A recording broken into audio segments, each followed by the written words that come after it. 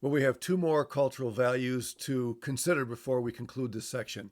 And the next one is called expressiveness. How do I express emotion?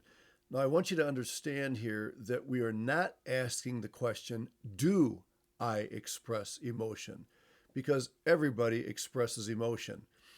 Emotion is an integral part of being a human being, of being made in the image of God. It is impossible to live without expressing emotion in some way. Some suppress it better than others, but in the end, everybody expresses emotion to one degree or another. And the way that different people groups and cultures express emotion can communicate something different than what is intended on the part of the onlooker. And so I want to take some time to encourage you to be very sensitive about how you evaluate people who appear to be very cool or very warm or very excitable or very calm, because what is expressed on the outside may not necessarily be what you think it is, especially if you're dealing with somebody who lives in a different kind of culture. And so expressiveness really communicates the difference between what we call neutral cultures and affective cultures. Neutral cultures are called that because in these cultures it's more difficult for one to determine what someone is thinking or feeling because the mode of expression is much more neutral. Uh, Sometimes we refer to people as being poker faced because they show no facial expression that might give away what they're actually thinking on the inside. So neutral cultures are those in which people tend to modify or reduce their expressions as to make it more difficult to tell exactly what they're feeling. Affective cultures are the opposite. The word affective comes from the word affections, and it's the idea of cultures that more freely express the way they're feeling. And again, we're not talking about one being superior to the other. We're simply talking about the manner in which emotions are expressed. Now, keep in mind, as we've said before, that personality can distort this to some degree. Uh, we lived in Brazil, where people would be considered by and large to be very affective in their expressions, very open, just very gregarious, anxious to interact. But I also knew Brazilians who were very shy, very reserved, and they simply were not quick at all to reveal what they were thinking or how they were feeling. And so, as always, be careful that you don't allow personality to misrepresent what a person is actually communicating. Oops. Let me just talk about a couple of cultures that are especially known for one of these two categories. Probably the most neutral country, or one of the most neutral, would be the country of Japan.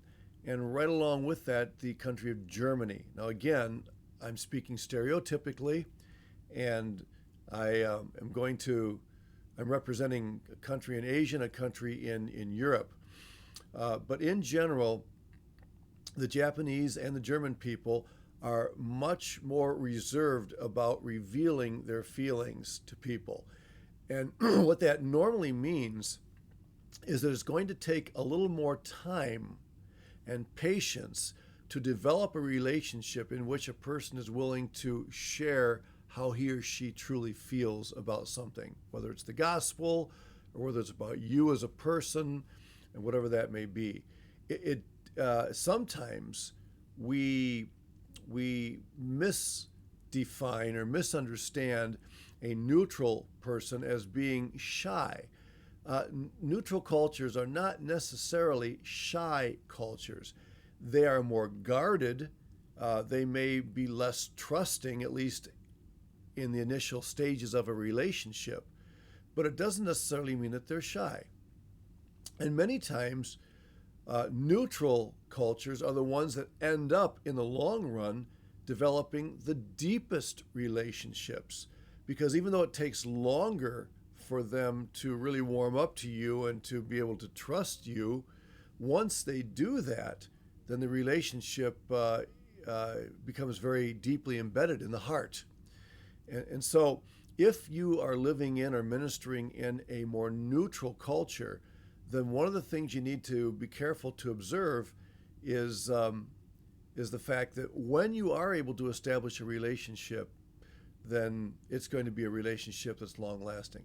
Now, that doesn't mean that affective people are, flighty and fickle. That can happen, but people in affective countries can also develop deep relationships. I discovered in Brazil, which is a very affective country, that that the relationships that I developed with people were long lasting and they endured some difficult times.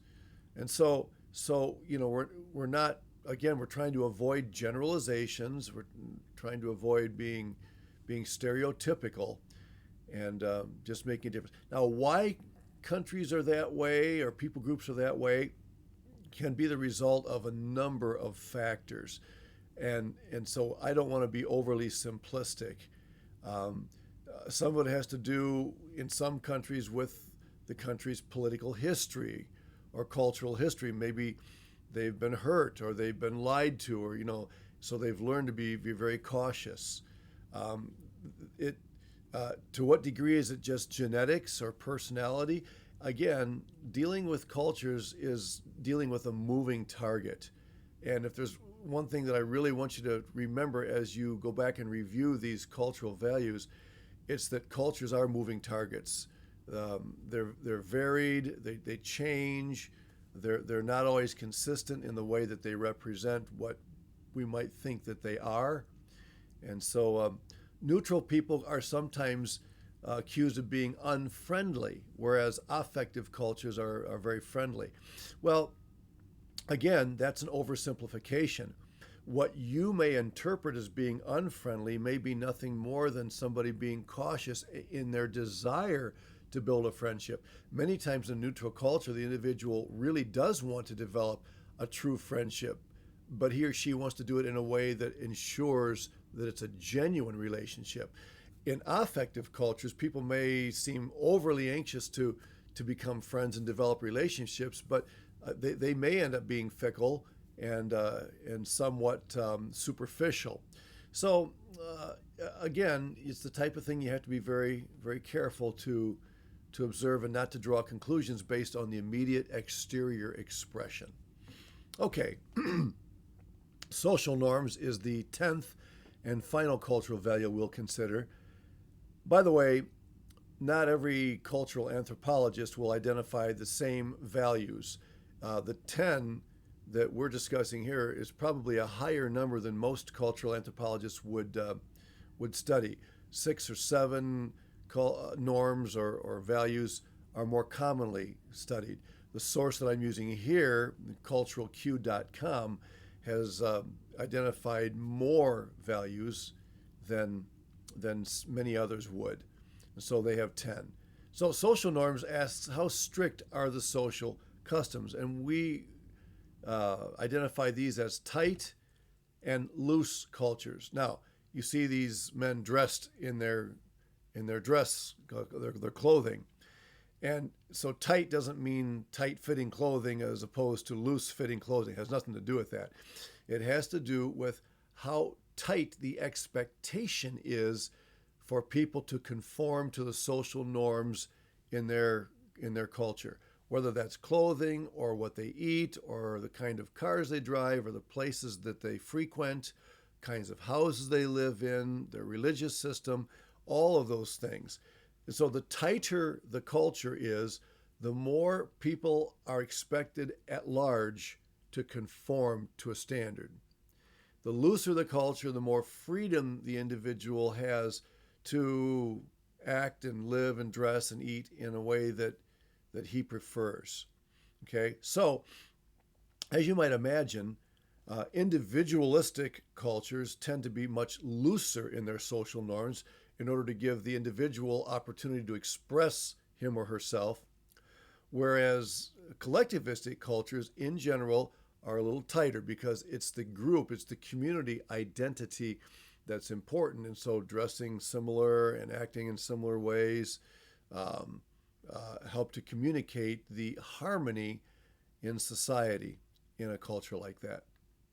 So these are tight versus loose cultures. And it's important. How do you know whether you're in a tight or loose culture?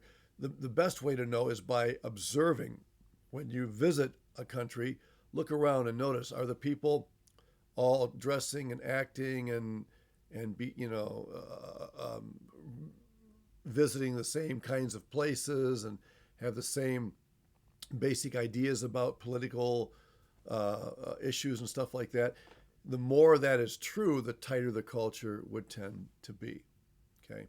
Now, those are the 10 cultural dimensions. I want to close this session with one more slide here because in my cultural anthropology class, after we have considered the 10 cultural values, we also study what we call cultural clusters. And these are geographic designations. And I'm going to give those to you here. The Anglo culture is actually spread around. It started in Britain there in the middle, and it spread to the area of North America and then down into the Australia Pacific area. And then there are Nordic European, there's a Nordic European cultural cluster, which is Norway, Sweden, Denmark, Finland, and Iceland. And then there's the Germanic cluster, which is probably one of the smallest of any of them, where Germany is the main country, but there are a few others around Germany that are also part of that. The East European Central Asian cluster, a very large one. In fact, in terms of real estate, it's probably the biggest one. There's the Latin European culture cluster. There's the Latin American cluster, which of course comes out of Latin European culture. There's the South Asian cluster, the Confucian Asian cluster, which is primarily China, Sub-Saharan, southern part of Africa, and then the Arabic cluster, which is North Africa and most of the Middle East. Now, what happens here is that these areas are identified by their geographic location, and if you were to plug in the 10 cultural clusters that we've studied into each of these clusters here on this map, you would find that the Anglo cluster tends to be, more individualistic and low power distance. And you can take each one of those 10 cultural values and analyze them as they pertain to these 10 geographic clusters. It's a study that requires a whole lot more time. We spend a good part of a half semester going through this. And so there's a lot to it. But at least I want you to see here that that there is a place for saying that geography, the lay of the land, has influenced cultures and brought certain groups together. Geography is only one consideration in dealing with culture, but it has proven to be a major consideration, right up there along with language and religion. All right. So the point of all of this is just to show you just how much there is to learn and to study. And I hope that this will spark your interest in going further. If you're interested in more reading, I can suggest some books to you that might be interesting in addressing this subject. But I hope this has at least been stimulating to you and giving you an appreciation for the vastness of variety that exists in our world today and how important it is that we are able to address all these cultures with the gospel of Jesus Christ. I'll conclude this section simply by saying that one of the beauties of the gospel of Jesus Christ is that it can be communicated clearly in any one of these clusters, regardless of the cultural values represented in them. The gospel of Jesus Christ is intended for the entire world, for all tribes, nations, kindreds, people groups. And indeed, God has created his gospel message in a way that can be comprehended by all peoples of the world. That's part of the beauty of God's message and something for which we should give thanks.